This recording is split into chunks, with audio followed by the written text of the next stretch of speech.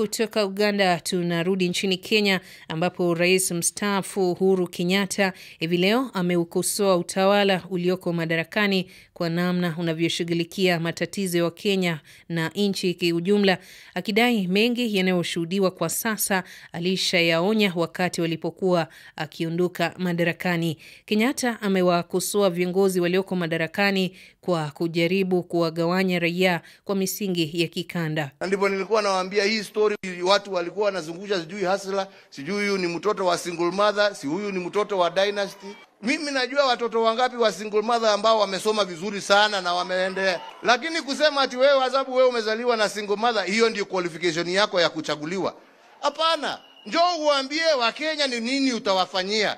Pahali popote umezaliwa, haja ni nini unawafanyia.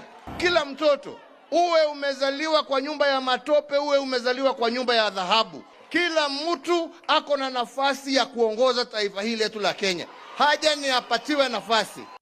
Ni sauti yake Uhuru Kenyatta, rais mstaafu wa Kenya.